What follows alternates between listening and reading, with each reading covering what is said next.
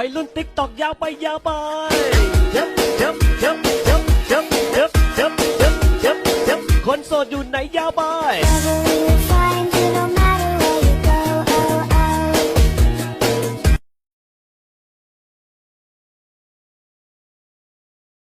君の虜になってしまえば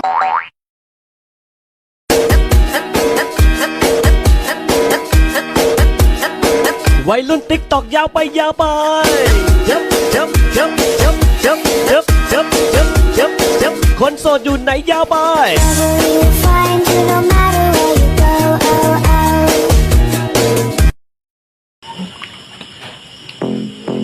Ha? Time travel? Oh, ito yung gusto ko. Nakakamiss din mag-time travel. 2024? 2050? Ano kayo naging future ko sa 2050? Masubukan nga tingnan.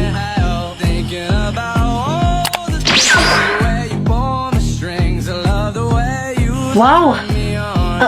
Grabe naman! Ang tataas naman ng mga building na to. Ang daming mga bahay. At ang lalaki pa. Sobrang ganda.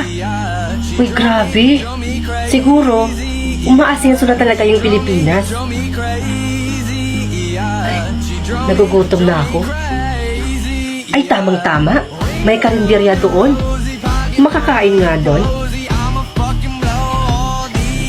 Ate, pabili po ng pinakamasarap yung pagkain.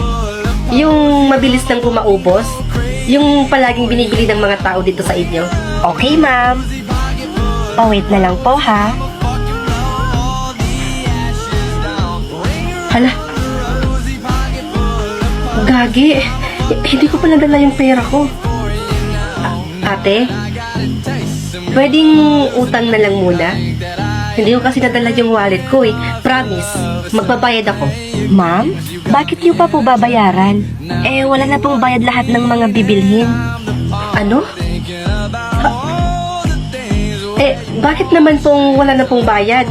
Dahil ma'am, ipinatupad na po ng ating presidente na hindi na natin kailangan magbayad para makuha natin yung bibilhin natin.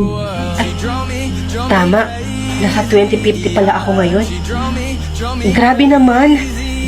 Umaasenso na talaga yung Pilipinas, no? Talagang umaasenso na ang Pilipinas ngayon. Ito na po yung order nyo. Eat well po. Grabe. Nabusog ako dun ah. At libre pa. Grabe talaga. Makasakay nga ng tricycle. Gusto ko nang umuwi. Manong! Manong pasakay po. O sige iha, sumakay ka na. Kumapit ka ng mahigpit ha, lilipad na tayo. Anong sinabi niyo, Manong? Bingi yarn. Lilipad tayo? Oo naman. Wala lang tricycle ngayon na hindi lumilipad iha. Grabe naman ngayon, Manong.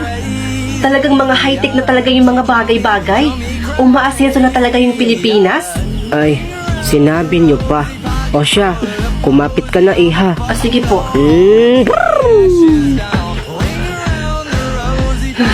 Buhay pa ba ako? Grabe ka naman mamaneho, Manong. Halos bunot na yung kaluluwa ko sa'yo. Nandito na pa pala tayo. Anong nandito pa pala tayo? Dumating ka na ma'am, gising. Nga pala, Manong. Magkano? Anong magkano? Libre na yan. Ay, tamang-tama, di ko rin naman nadala yung wallet ko. Teka, Manong, ba't naman wala namang bayad dito? Wala namang bayad doon sa karinderya, pati ba naman dito sa tricycle, walang bayad? Ano ka ba? Tulog ka ba nung ipinatupad ng presidente na lahat ay libre na lahat?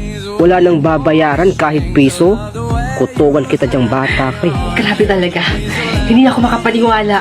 Eh di wag kang maniwala. O sige, Manong, salamat ah. Ma! Ikaw lang ba yan? Ay hindi, ninang mo. O sumakay ka na ng elevator para makapasok ka na. Chut chut, chut chut.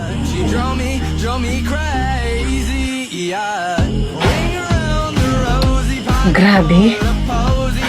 Ang laki na talaga ng bahay namin. At may elevator pa.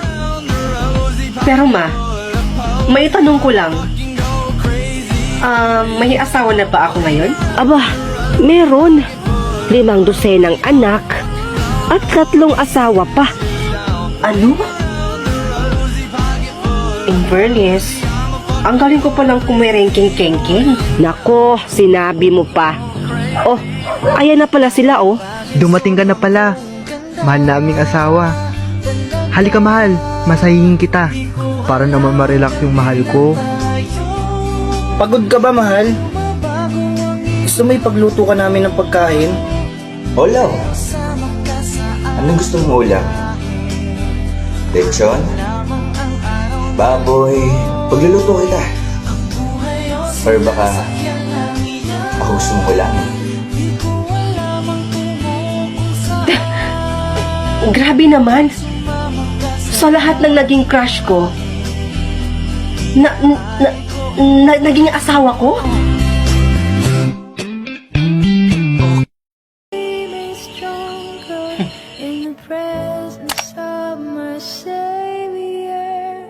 Anak, Sunday ngayon. Tara anak, magsisimba tayo. Pwede bang kayo na lang muna? Bibilhin ko lang lahat ng gusto ko sa labas.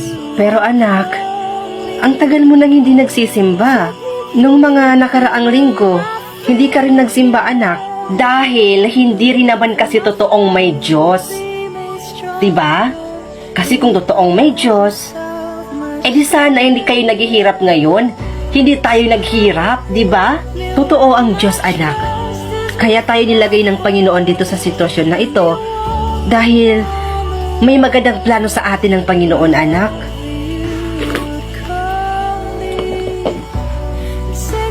And this one, how much? Nasa 8 million naman po. 8 million? Okay. Sige, kukunin ko na itong 2 to, miss. Thank you, ma'am. And itong 4 na to, magkano? Yung una niyo pong napiling sports car ay nagkahalaga naman po siya ng 10 million. At ito naman pong 4 na to, tag 20 million po yung isa. 20 million lang? Okay, sige, kukunin ko na yan. Tapos, yung 5 na yan, bibilhin ko din ng cash. Okay po, ma'am. Aasikasuhin ko lang po yung papers ng mga sasakyan niyo. Okay. Ipakuha mo na lang dito sa mga bodyguard ko, ha? Okay, ma'am. Copy po. Oh, taya na. May tataya pa ba? Ito yung masayang laruin. Hihilain ko na yung tali. Hoy, pataya ako dito sa may pula. 25,000. Hala? 25,000? Totoo yun? Oo nga eh. Di ba siya nasasayangan? Pinag-uusapan niyo yung taya ko? Paano ba naman? Alam ko namang hindi niyo yan afford. Wala kayong perang ganyan kalaki. Kasi nga, mahihirap lang kayo. Grabe naman siya At ito, makapagsalita. tatandaan yung dalawa, ha? Ipinanganak kayong mahirap, mamamatay din kayong mahirap. Tandaan nyo yan. Napakayabang naman nitong babaeng to. Wala naman masama dun sa sinabi natin, di ba? Uy, iha. Panalo yung taya mo ah. Sabi na eh. Mas sinuswerte ka nga naman. Ang galing ko talaga. Hala, iha. Nakailang taya ka na pero hindi ka na nakakapanalo ah. Okay lang yan, babawi ako. Okay, ito na lang lahat ng pera ko. Nataya ko lahat. Hala, sigurado ba talaga siya dyan? Ay, grabe, oo nga. Inubos niya talaga lahat ng pera Sigurado mo. ka na ba sa itataya mo? Ang laking pera niyan, iha. Ano to, tanga? Nilagay ko na nga, di ba? So, ibig sabihin, itataya ko. Puwisit na to. Hilain mo na. Grabe. Bagay. Sobrang dami nga niyang pera pero ang sama naman ng ugali niya. Hala, iha. Talo ka na naman. O, wala ka ng pera. Naiiyak ka na ba? Umiyak ka lang. Oh, ayan, talo. Sayang yung pera niya. Deserve niya yon. Buisit. Guard number 1, pakibenta na lang itong sasakyan. Nasaan yung sasakyan ko dito? Bakit mga gulong na lang dito yung natira? Wala na nga akong pera. Pati yung mga sasakyan ko wala na rin.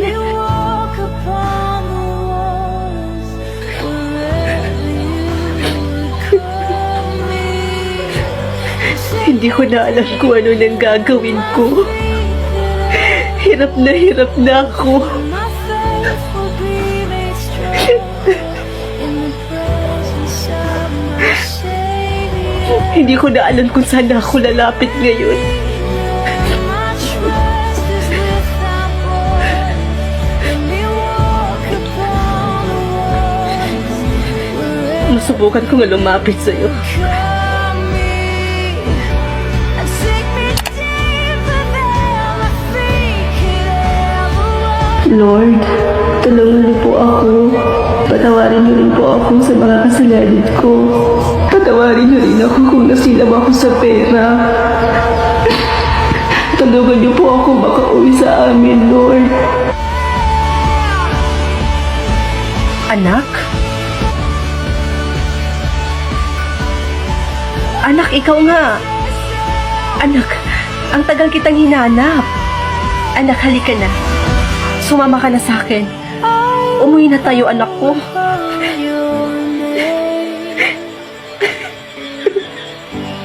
Keep my eyes above the waves. Maraming salamat, Lord.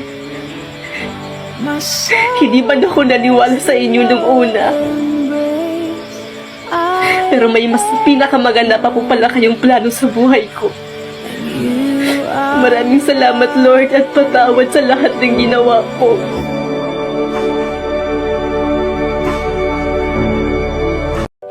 Ma, paalis na ako May, anak, kapag magkaroon ka na ng letter sa pisngi mo, kapag may makita kang kapareha nun, ibig sabihin, soulmate mo yon. Paano yun, Ma? Meron na ako. Ay, yan ang hindi pa pwede, anak. Tanggalin mo nga yan, bilisan mo. Ay, O ayan, May, yan na yung bagong marka mo, ha? Walang dapat makaalam kung ano talaga yung nakuha mong marka. Naiintindihan mo ba ako? okay po. Naiintindihan ko. Mabuti naman kung ganun. O siya, sige na. Pumasok ka na sa school. Mag-iingat ka, anak. Hi May, ano yung nakuha mong marka? Ako kasi yung nakuha ko FA. So ibig sabihin, yung soulmate ko mataba. Meron naman akong kakaibang letter. Ayan. Ha? So ibig sabihin ba niyan yung soulmate mo walang tirahan? Hindi Grabe ka naman. Girls, tingnan nyo oh. Yung babaeng walang tirahan yung soulmate. Hoy girl, nakakain ka na ba ng basura? You look so basurera. Ay, wait, baka may dala siyang basura. Actually, may dinala talaga ako para sa inyo. Ay, talaga? Ano yan? Basura?